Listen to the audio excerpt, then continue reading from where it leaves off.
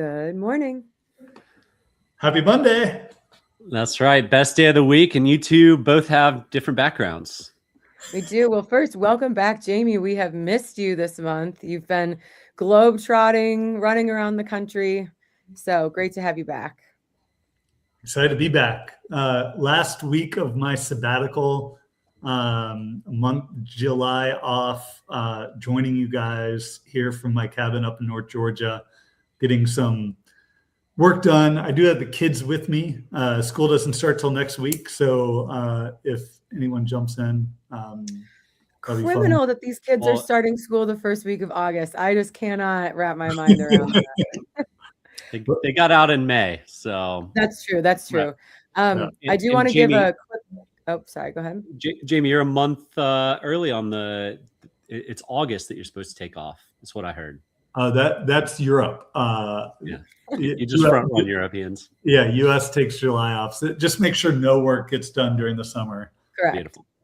Everybody's just out of office emails back and forth. But I want to give a quick shout out. If you've been listening to the podcast for a while, sometimes when I'm at my house in the Adirondacks, my grandma joins us. So shout out to my grandma B, who's sitting off to my right over here. She's a big fan of the podcast. So she's excited she's our live audience today.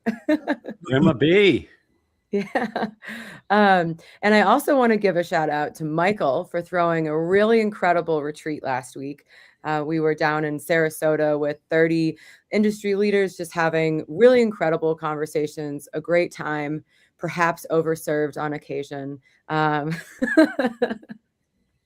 Speak for yourself. Yeah. That is speaking for myself. Well, yeah, it was a blast, and appreciate your help in getting some key folks there as well. So really, really good time to just sit and dive into the space. And so much is moving and so much is changing so rapidly, whether it's tech or roll-ups, AI. Those were all, I think, probably the three hottest topics of the weekend, but it was really a week. We just call it the weekend because it felt like one. I know it was kind of jarring when you're like, oh, tomorrow's Wednesday and I'm going home. Yeah, weird. I am so tired. I'm so tired. Yeah, but it's great to get people from different corners of the industry. Certainly people I haven't met before, which is also great. And then it's also funny when you're like, have I met you or have I just seen you on LinkedIn? So it's great to put real faces and actual conversations behind names that you see all the time. Yeah, and awesome for many of them commenting favorably on the show too. So hello, everybody. Thank you for tuning in. Yeah. Awesome. Well, before we jump in, we have a couple of really exciting stories today, but we want to give a shout out to our sponsors at StayFi. StayFi helps short-term rental operators build direct guest relationships through branded Wi-Fi portals, email marketing, and guest data tools that turn one-time bookers into repeat guests. Start growing your direct booking revenue today at stayfi.com/goodmorninghospitality or find that link in the show notes. So we have big fun news today. It was breaking news. Yeah, embargo lifted moments ago. And Michael, you're the one who brought the story. So take it away. Yeah, so the Sonder brand lives on, and it didn't take long. A lot of times after these bankruptcies, things get tied up for a while. Sonder's epic meltdown was, I think, in November last year. And a company called Travel AI has just purchased the domain and branding behind Sonder. And if you don't know Travel AI, they bought Kasai a year or two ago when Kasai went belly up. They like to buy very seasoned branded URLs and then turn them into grab B2B supply and turn it into an OTA. And I had no clue the scale of how many sites they actually ran. But Sean O'Neill reported this morning that they have 530 consumer sites and they clear $750 million of gross bookings a year. So there are giants in the industry that aren't front and center, that aren't putting their brand first, and just power almost $1 billion of travel a year. So congrats to you guys. The Sonder brand was excellent, and we know they dumped millions and millions and probably tens or hundreds of millions of dollars into the branding and URL trying to get it to work and get direct bookings. And now you get to draft off of that. So if you have any more details on it and want to share with us, site traffic or purchase price for it, very curious, those two numbers. Yeah, this reminded me of kind of when there was the first round of collapse of the big VC funded companies. And when at Romy, we bought a bunch of Domio's IP, and Domio, for whatever their faults, had really spectacular branding.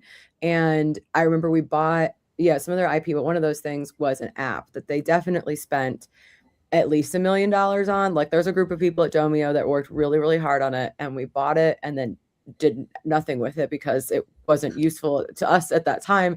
And it just made me think, like, people at these companies are working so hard on something, and then it just kind of disappears into the ether. And then someone might pick it up and they might do something with it. They might not. It's really, you spend a lot of your time and your energy building things at companies, and then sometimes it just goes away, or sometimes it now directs traffic to this huge organization. So, I mean, at least a little bit of their legacy continues to live on. Yeah. And you go to the site and with all of Travel AI, they sort of lean into a niche of that site. So whether it's stays for pets, stays on lakes, and whatever it is. And with Sonder, they're leaning in heavily into urban stays in the major cities. So what Sonder was known for. So whether it's major US cities, European cities, and then you go on and it's inventory from Booking, Expedia, Vrbo. So definitely taking that playbook, leveraging the traffic. I think it's nice to see that Sonder's going to be a net and revenue positive site, first time in a while, probably.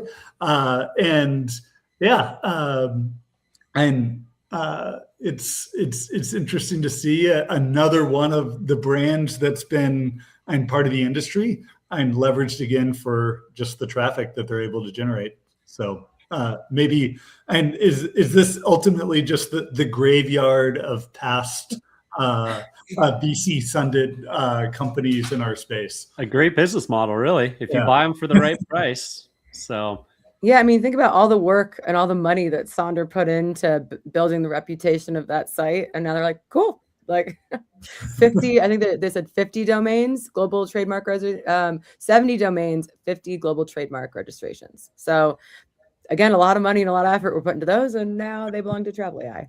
And Sonder's sales and marketing budget for 2024, as reported, and we know their reports were not always right, but $84 million spent on sales and marketing just in 2024. So grow that over the past decade when they were in business, and they spent a lot of money on this site. So good purchase. Love to see it continuing on. And Travel AI is the giant that not many people pay too much attention to, but I guarantee you the Expedias and the Booking.coms love them.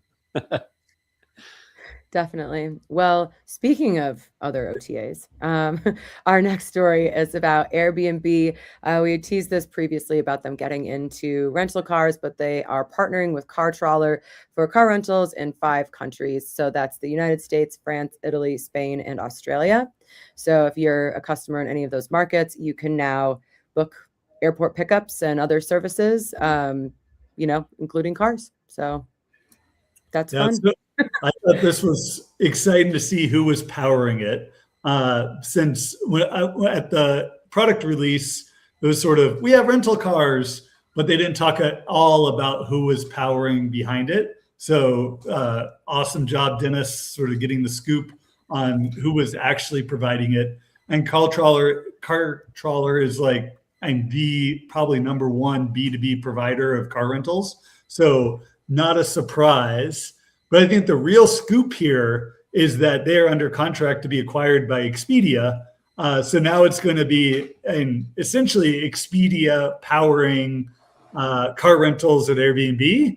And like how long, like I suspect it's like, and they'll keep it going for a while, but maybe the clock is now ticking on how quickly can Airbnb either build these own integrations to all the different brands themselves, or find a different partner if they ultimately they don't want to be feeding Expedia's growth with their expansion into other services. It's all part of Expedia's B2B domination, just even power other OTAs. And we saw this with Hopper. Expedia powered so much of Hopper. And then one day they just decided, enough. And it nearly bankrupted Hopper. And then they got sold off for parts to Citi. I think it was Citi or Chase, one or the other. But yeah, power move by Expedia. Interesting move by Airbnb. I mean, just another step to becoming an OTA. We talked about it a little bit before the show. I would venture to guess the vast majority of short-term rentals booked, at least in America, are drive-to destinations for individuals or families. And so I don't know how much an integration with car rentals is going to move the needle in a big way. But it's just one more signal that they know they have to become a full-fledged OTA than just a short-term rental platform. Yeah, and CarTrawler, I was doing some research, like they essentially power all the car rentals on the airline sites. So, and to the extent that people were already bundling car rentals with their travel, and Airbnb dominates the cities, they dominate urban travel. And so a lot of people they're using their Uber to go. And the past month I've been on the road in Iceland and Maine, like I was staying in short-term rentals and we rented a car. There's some countries that are just, and even parts of the US, you're going to drive out to Glacier and stay in short-term rentals. You got to have a car. If you're driving up to Maine and staying in short-term rentals, you got to have a car. Like you're not using Uber. There's so many destinations. Like, if we're going to a conference, like I'm going to Uber or I'm going to stay in a major city, and it makes sense.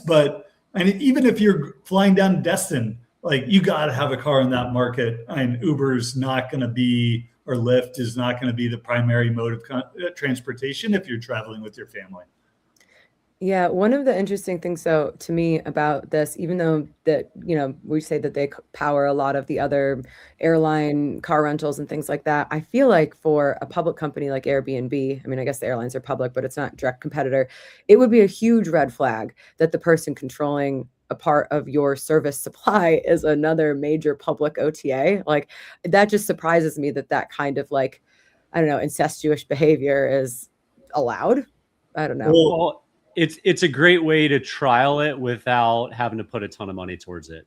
True, and if it works, isn't there another group that like there must be other ways? You know what I mean? Maybe not. I mean, Turo seems like it fits the Airbnb brand the best, but yeah. And the transaction isn't done yet. So Expedia has announced that they're acquiring them. It's not a done deal yet. So it still has to go through review. They're not under the sort of umbrella yet, and it is expected to close in the second half of the year. And then that's going to be something for them to figure out. All right. Well, before we hop into our final World Cup data analysis, we want to give a shout out to our sponsors at Built. They're helping restaurants and hotel F&B teams better understand their guests and create more personalized experiences that drive repeat visits. So if you care about loyalty and guest experience, it's worth checking out. Head to joinbuilt.com/GMH or find the link in the show notes. So Jamie, your return from sabbatical came at a very opportune time for us to discuss the real aftermath that we've been talking about for months now about the World Cup and what actually happened. Was this the huge boon that everybody thought it was going to be? Yeah. Did you guys watch the game? Yes. A good chunk of it. Good chunk of it. I thought it was pretty exciting second half. Excited to see Spain eke it out at the end. Like they were clearly the better team. 0 shots on goal from Argentina in the first 90 minutes is pretty crazy. And it would have felt like Spain got robbed if Argentina sort of eked it out at the end, like in a shootout or something like that. Like I'm so excited that that Spain won. Congratulations to them. And you're basically a Spanish company too, so you got some happy team members over there. We are a Denver and New York based company with a large office in Spain. But yes, there are a lot of happy AirDNA employees. Our CEO is a big Argentina fan, so it was really wild to me, the like how unprofessional and just straight up rude that team. I mean, it's really, I mean, I know that's like maybe the reputation, but man, you guys, they all make so much money. And it's just like you could. I love to see it. Turning your back on away, the team. people. What? I love to see it. Oh, I was just like, it's just so ridiculous. I don't know. Yeah. So I think this might be the last time we have to talk about data related to the World Cup. I think we've done it, 10, 15 different episodes over the past. Not when you weren't on. It keeps on getting. It really does. But now we're getting the wrap-up stories. So New York Times did a great wrap-up story. Skift, Bailey did a great wrap-up story, both quoting a lot of AirDNA data that the team pulled while I was out. But let's start with hotels. So it did end up being a big boom for hotel revenue, especially in New York around the final. So in the lead up to it, and hotel revenue was up 21%. Hotels in New Jersey saw revenues increase by more than $40 million. What was interesting with short-term rentals was we actually saw demand in the lead up and during the final actually down slightly in New York. There's just almost no short-term Airbnb Vrbo properties available in the city anymore, given local law 18. But we saw demand in the early games up 24% in New Jersey, and for the final up 37%. So it really was a boon for New Jersey short-term rentals. Like there was a big increase in supply, up almost 30%, and then subsequent increase in demand. So that was awesome. But what I thought was really fun in the New York Times articles is they I went through all the different ways the World Cup sort of drove changes in traffic. So Times Square was packed with out-of-towners, up 7%.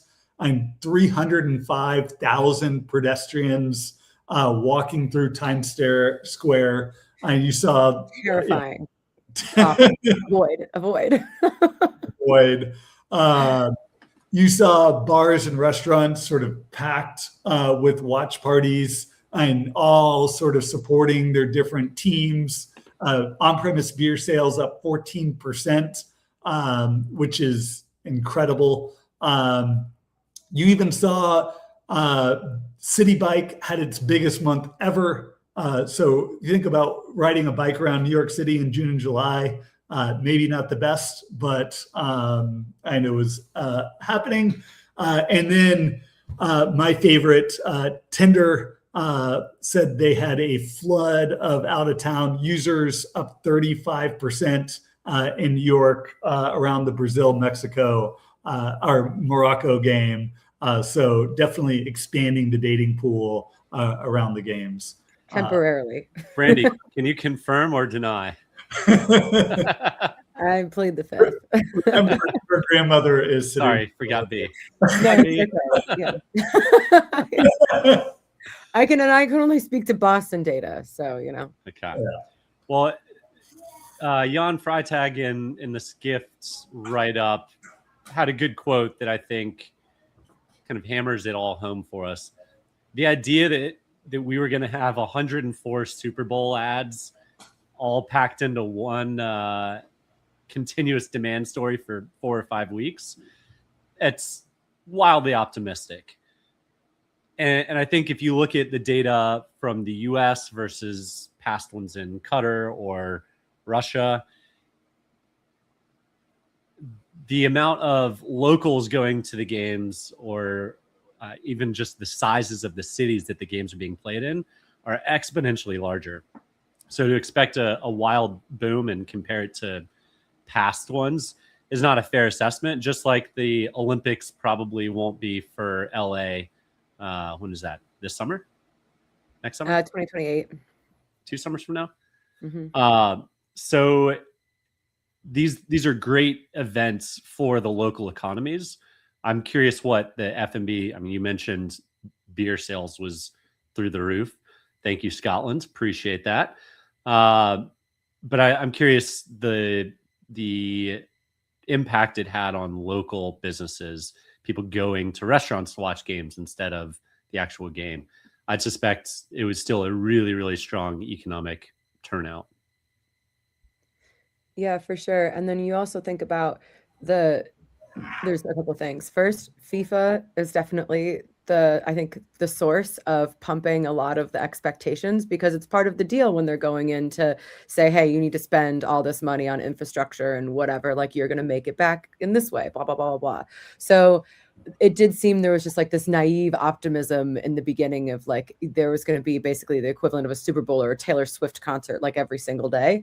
And yeah, there's a little bit of a reality check there, but then there was, the comment that there was this huge listing growth and in some of these cities. And it's like, yeah, if Kansas City is not accustomed to hosting events like this, so obviously people are going to throw their stuff on Airbnb or Vrbo or whatever, mostly Airbnb realistically. And then in cities that have that, like New York or LA, that have the hotel capacity, you're probably not going to see as much either local, regulations, or because it already exists there, right? So I think some of the numbers always have to be taken with a grain of salt. Yeah, and Paul Manzi brings up a good point of just like the counterfactual, like how much better could it have been if like one, Brand USA had funding the past 2 years, if the reputation that the U.S. had towards being welcoming, like we only needed Freddy. We only needed Freddy. And Freddy, I do think will pay dividends for some time of like everyone wanting to come and experience Waffle House and Buc-ee's, and I think he did a great job. Yeah, Costco promoting the South, going to football games, even going to MLS and see the long-term impact of international travelers coming to the States. And you can't get around the fact, the negative publicity of like, hey, and you're going to get your phone checked on like what your social media posts are, even if that didn't come to fruition. Like it definitely ran through the news cycles across the European countries and just caused maybe a lot of people to think twice on whether they wanted to come or not. Yeah. Well, I'm sorry. Go ahead, Michael. I was going to move on to Freddy and the man Good we all segue. needed. Yeah.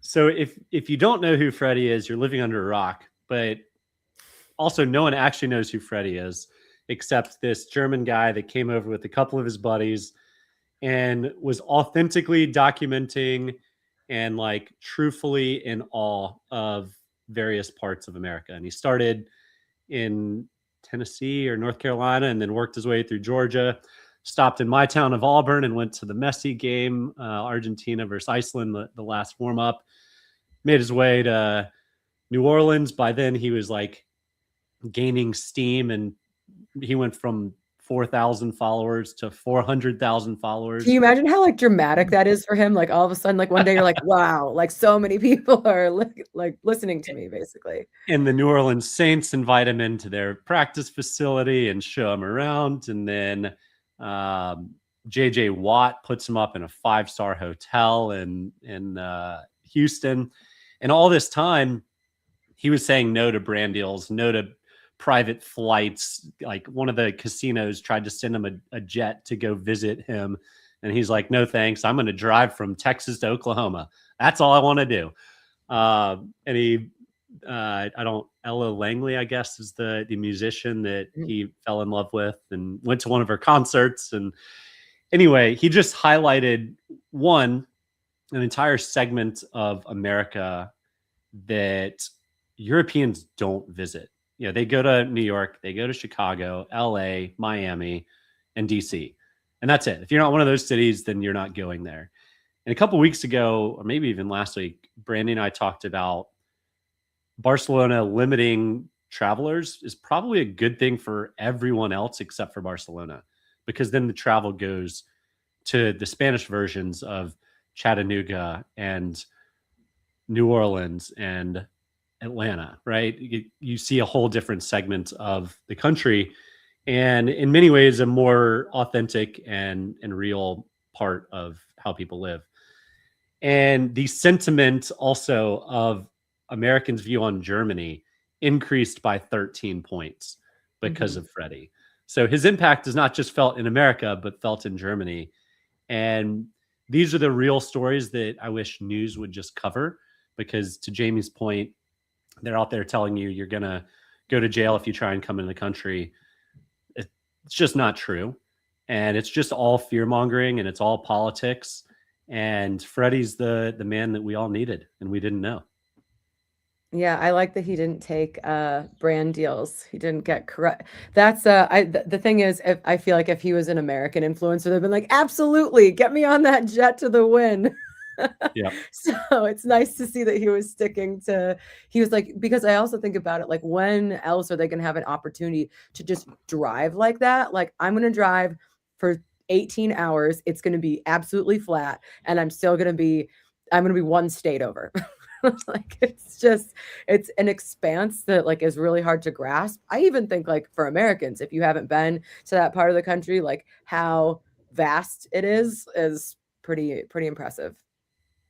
And just like, I saw one of his latest threads on just, I'm traveling on a budget of like walking through like how much it actually spent on, like, and it wasn't a whole lot. Like you're driving, he was staying in budget hotels primarily, like, and it wasn't a major expense to go and spend a month plus traveling around the US, and made it look very accessible. You don't have to be going to the Wynn and partying at Excess or whatever the clubs are, and you can go to Buc-ee's, you can go to an MLS game, you can go to some of these things that it's what the average American is doing every day, and it doesn't cost an arm and a leg to really see the country.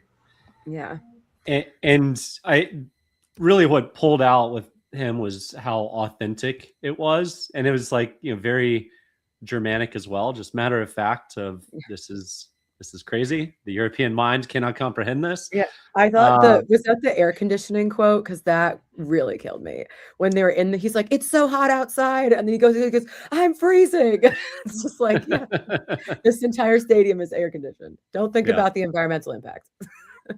Well, yes. So I think this will hopefully cause not just Brand USA, but other nations to look at their ad budget and tour budget and not send it all to New York City that likes travelers, but they don't like short-term rentals, or to Barcelona that doesn't want you there.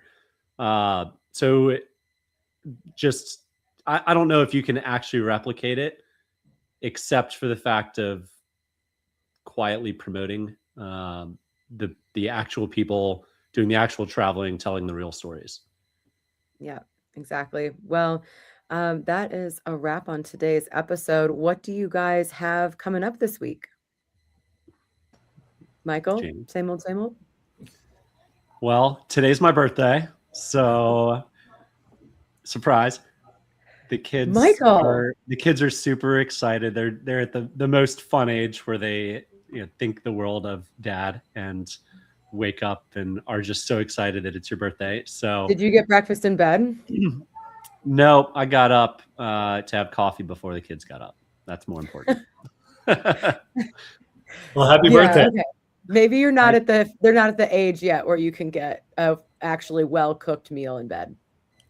Yeah, without spilling coffee walking down the stairs and all of that.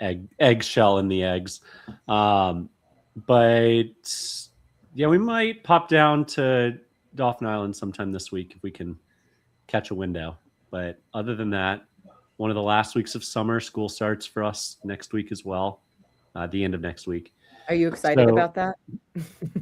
Yes. I now understand why parents loved school going back and just hating it. Jamie? Yeah, so this is my last week off. I'm back to work next week. So as I said, I've got the kids up at the cabin today. We're just dropping some stuff off, installing a puzzle table, and we're lacking a good spot to do puzzles, which was sorely needed up here. But we're going to go gold mining as soon as we get done with that, and then go do pirate mini golf. And then I've got a long list of things that my wife has come up with me to do this last week before I go back to work. So it is a honey-do list. Last week off of work. Yeah. Beautiful. Are you going to Dahlonega, or are you just going to get a pan? And we're going to go to a gold mining spot in Helen, so near Dahlonega, nice. But not all the way in. Yeah. That'll be fun. It will be. Randy? Maybe you'll find enough gold and you can retire.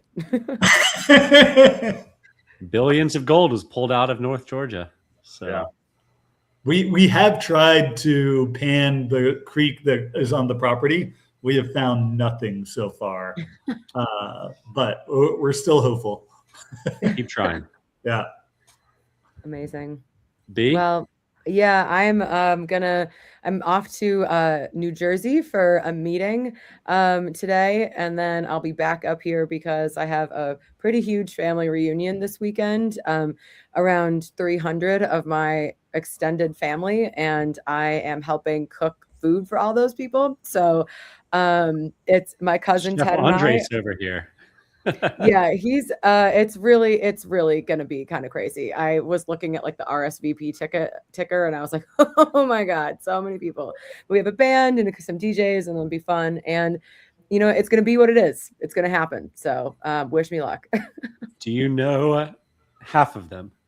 Yeah, I do. I would say there's definitely a younger generation right now that's like in their teens and maybe early 20s where I'm like, ooh, I gotta like really double down on that. And then usually like sometimes people have like weeks during the year that they come up that I'm not here, but because it's a 175th anniversary, so it's like a big deal. So a lot of people are making the point to come this weekend. So there's just some people I might not have seen in a decade. So a lot of how are you and who are you going on. So yeah, it'll be fun. We're trying to get a family picture if I can corral all these people into one location. So awesome. Yeah. Well, thanks to everyone, especially Paul, as always, and B, our live in studio member, for tuning in. And thank you all for listening. We will see you next week.